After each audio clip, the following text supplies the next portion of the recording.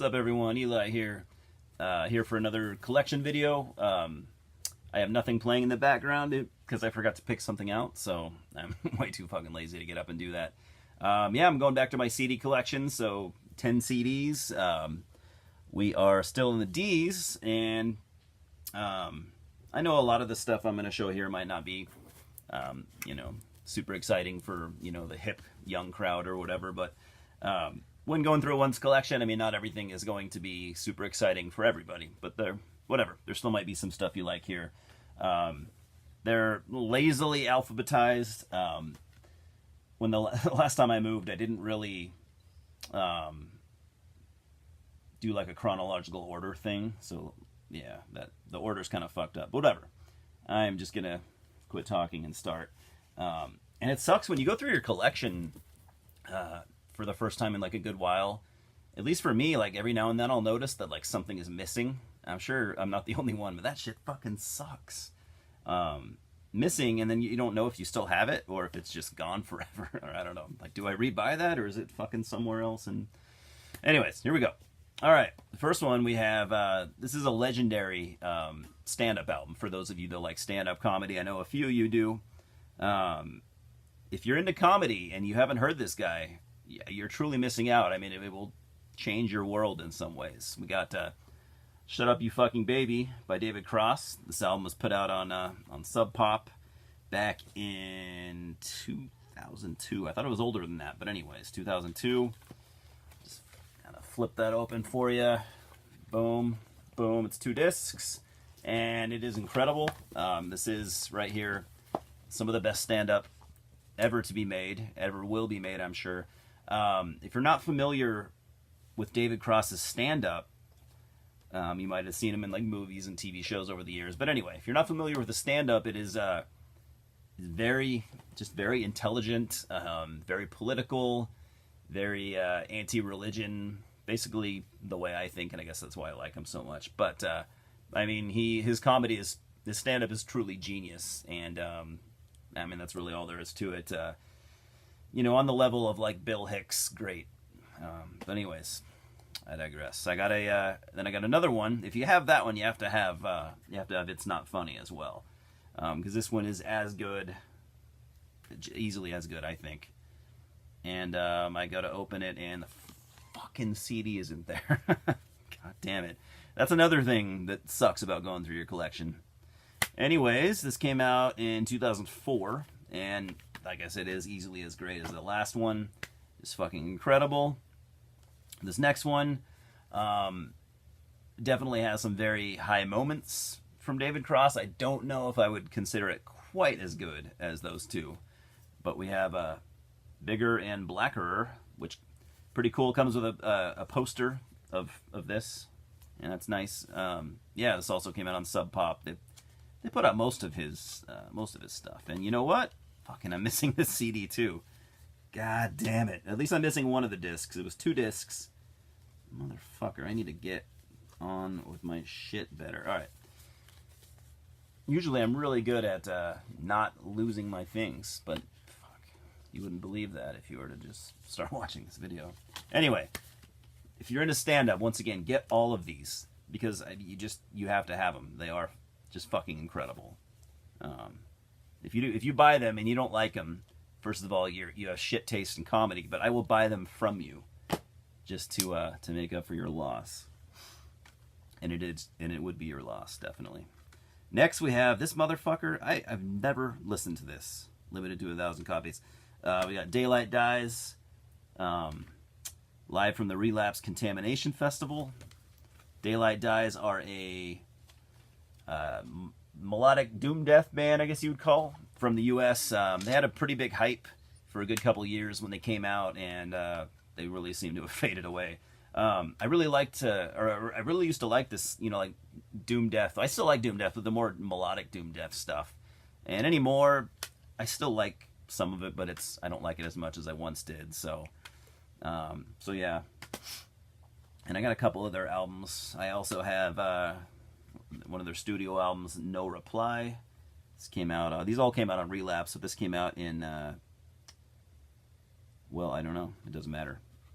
Good album, really. I mean, if you like melodic doom death, I mean, like very much in like the European vein, but they just happen to be from America. It's good stuff. This album right here is when I found out about them and when they really had kind of a buzz going. We got Dismantling Devotion. Sorry about that glare. If you've seen any of my videos, there's nothing new to you. And this came out on Candlelight, so yeah, I was wrong about the relapse part. Yeah.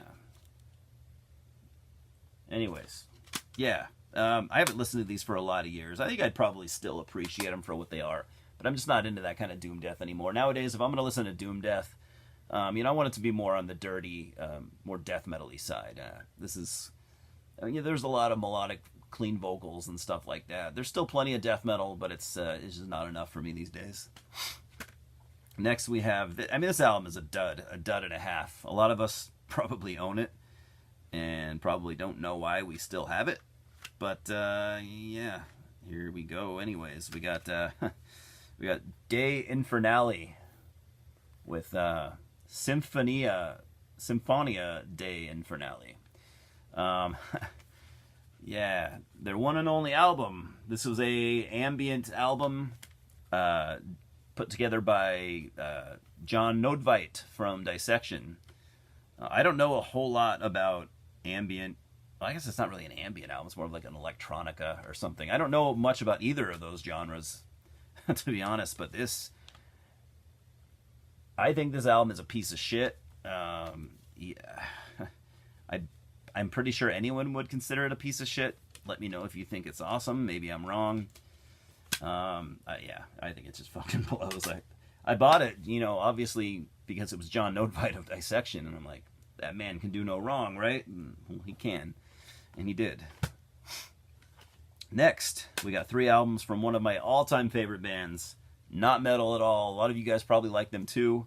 If you haven't heard them, definitely look into it. I waited a long time, to be honest, to look into this band's music. I really only got into them within the last, I'm going to say, probably within the last 8 years or so. And I really wish I'd have got into them sooner. I always remember like reading, interviews with Varg Vikernes from Burzum, being a big fan. My buddy John, who, one of my best friends here in town, also a big fan, and I don't know, I waited forever to check him out, and I shouldn't have. We got Dead Can Dance with, this one is Toward the Within. This is a live album. Fucking incredible live album. This is almost like a live album to end all live albums. Yeah. If you haven't heard Dead Can Dance, I can't really, I don't know what else to say, but it's an incredible live album. And I've always heard that they're incredible live, and this one certainly shows. Yeah. This next one right here, this is a re-release of their debut EP with Garden of the Unearthly Delights. That's a different album. Garden of the Arcane Delights. This is an incredible album. It was an EP, like I said, with only... The original EP, I think, only has a few songs. I thought it had 2 songs originally, but okay, maybe it's got 4. But then it's got John Peel sessions, so a bunch of other stuff. Yeah, this is a re-release, and like I said, it's cool because you get a good amount of bonus material, and there's some magical stuff on here. Even being one of their earlier releases, it has some of their best material, I think, in a way. Incredible album. I can't say enough about it.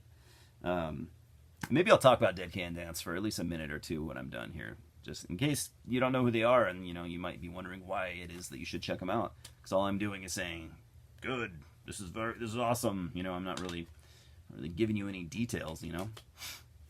This is what got me into Dead Can Dance right here. This is a compilation called Passages in Time.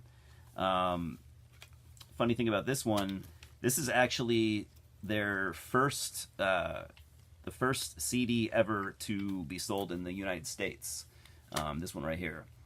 Compilation, yeah, but this is a goddamn great place to start. And if anyone that hasn't heard Dead Can Dance and they want to know where to start with this. This has literally, this is, I don't think they could have done a better collection. So many songs on here are like my absolute favorite songs from them. So I mean, this is a must-have, really. So anyway, Dead Can Dance, and I'm not the biggest expert on them, to be honest. So I'm not going to ramble on for too long.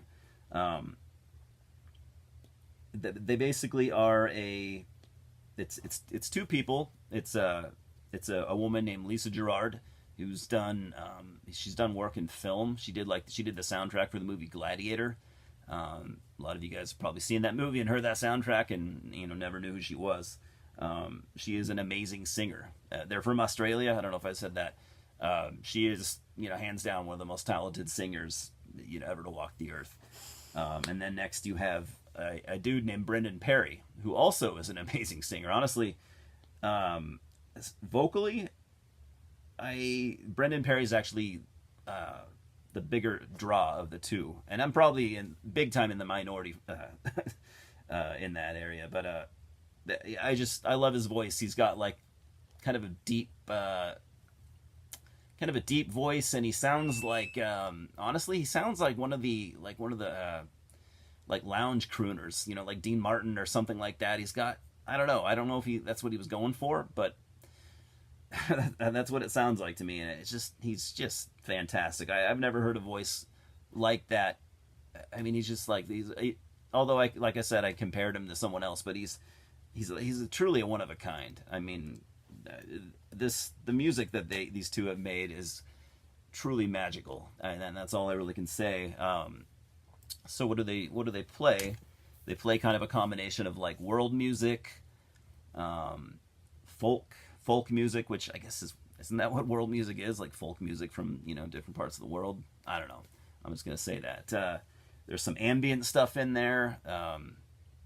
Man, I don't know what else to say. It's not really like rock or anything like that. It's not rock or metal. We'll just leave it at that, what I just said. But I mean, the music it's so powerful, and it is so just deeply stirring and moving. And once you start listening to them, you have to hear everything that they've ever done. You just can't stop. I mean, and all their albums sound different. They might have a signature sound to an extent, but they never repeated themselves. All their albums sound different. They're all good. They don't have a dud, I don't think. Even their newest album that they put out a couple years back, I thought was fucking fantastic, and I hope that they do something else. I know that Brendan and Lisa have kind of had as most relationships go, they've had like their rocky their rockiness. They've at times they haven't got along the best, and I think it's in their later years it's been hard for them to reunite and stuff like that. It's just from what I've read. Correct me if I'm wrong. I don't want to be spreading false shit, but anyways, they're not super active these days. Like they did have that album. I say newer. It might be 4 or 5 years old by now, and they have played some live shows and stuff like that in those years. And but I hope to get another album from them at least, before they really hang it up if they haven't already. But anyways, they got a pretty vast catalog of music to go through. So if you're new to them, I mean, you have quite a worthwhile journey ahead of you. So go check them out. Like I said, if you want a starting place, start with that compilation, whatever the fuck it was called, A Passage in Time. Start there, and if you like what you hear, go for the albums. Start anywhere. But anyways, that's all I got for now. I'm going to end it on a high note. Got more stuff to show. I'm not buying as much stuff right now, which is good. But I still have plenty to show and plenty to say and all that shit. So anyways, thanks for watching, commenting, subscribing. I don't care what you do, but if you're talking to me, I'm enjoying it. So thanks for stopping by. We'll talk soon. Cheers.